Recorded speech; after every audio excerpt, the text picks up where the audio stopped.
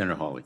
Thank you, Mr. Chairman. Mr. Calhoun, just to come back to you, isn't a big part of this story not just what's happened at Boeing in the last year or two, but what's happened over the last 20, what the C-suite has done to this company? Well, let me give you an example. This is from the Atlantic magazine last month.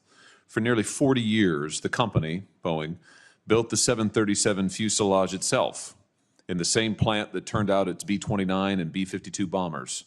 In 2005, it sold this facility to a private investment firm. Offloading, Boeing called it. The tail, the landing gear, the flight controls, and other essentials were outsourced to factories around the world, owned by others, and then just shipped to Boeing for final assembly. Mr. Chairman, I'd like to, with consent, have this article, Boeing in the Dark Age of American Manufacturing. Without objection. You now have at least 600 direct suppliers worldwide. Who knows how many subcontractors? You've got 35 direct suppliers in China alone. I mean, hasn't this really been the hollowing out of Boeing? Senator Hawley, I think the decision that we have made with respect to Spirit Aero and our determination to bring it back into the Boeing fold is definitely a vote in favor of vertical integration. That's one. I can't comment on all of the ones of the past. And we have not had the number of issues in those that we are currently dealing with respect to our fuselage. So but I can't rewrite history, but I can take action. You're in charge of the company. I'm just asking you. You're in charge of a company. You're getting paid $33 million a year. You're in charge of a company that has systematically, over decades now, shipped out its jobs, shipped out its production. Over the last decade, while you've either been in charge as CEO or on the board, stock prices have rose 600% at Boeing. You've, in fact, done $59 billion in returning cash to shareholders, $20 billion of that in dividends, $39 billion of that in stock buyback. Some people are doing great here. I'm just wondering, given the fact that your airplanes are falling out of the sky, do you think that any of that has to do with the fact that you really don't make that much anymore in this country or in-house? I mean, hasn't it been a mistake to hollow out the company and ship your production and your manufacturing and your know-how to other places around the world instead of doing it yourself, the American engineers, American workers?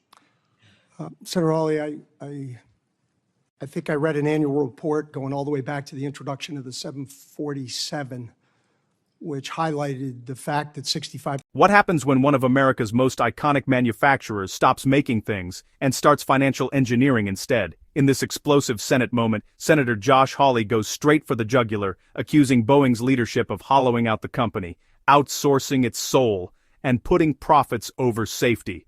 This is not a polite hearing. This is a corporate indictment. % of that airplane would be sourced by U.S. manufacturers here and there. And the other thing I do know that since 2015, again, I don't have all that history, but before that, we have actually brought more work to the U.S. than we have taken out of the U.S. And at an absolute level, our work in the U.S. is in the high 80%. And that is unlike any other industry I have ever worked in. These are your suppliers, you're saying? These Yes. are your subcontractors, Yes. right? The ones who are using Dawn dish soap to test their doors and cheesecloth to test the plugs, right? Those. Your CFO, Brian West, recently went on the record and said that Boeing probably got a little too far ahead of itself on the topic of outsourcing. You agree with that? He was speaking directly to our decision to go after Spirit. So he was right? He was speaking directly to our decision to vertically integrate Spirit. So he was right. You got too far ahead of yourself on outsourcing for all of these years. Is Boeing going to change course on this? We are most certainly changing course on Spirit. You've got 32,000 machinists. These are American workers who work for you. These are Boeing employees in the Pacific Northwest. You're in contract negotiations with them right now. 32,000, that's a lot of them. The last time that they got a contract was 16 years ago. Do you remember the terms of that contract? I don't. It was a very long contract. Yeah, well, they got 1% wage increases over 8 years. 1% over 8 years. You got a 45% increase just last year, and you're making $33 million. You think maybe these folks deserve a raise? Oh, they will definitely get a raise. Good, good. I hope it's a substantial one. And I hope that maybe this will be an opportunity for Boeing, under new leadership, to reverse course and actually start making things again, start making things in this country again, and start paying its people well. I've listened to your testimony, and it seems like the gist of it seems to be that if you could just get your employees to comply, follow the rules, follow your management techniques, et cetera, things would be better. I don't think the problem's with the employees. Oh, it's Actually, not. It is yeah, not. I think the agree. problem's with you. You. It's the C-suite. It's the management. It's what you've done to this company. That's where the problem is. The problem's at the top. Your engineers, they're probably the best in the world. Your machinists, they're outstanding. You're the problem. And I just hope to God that you don't destroy this company before it can be saved. Thank you, Mr. Chairman.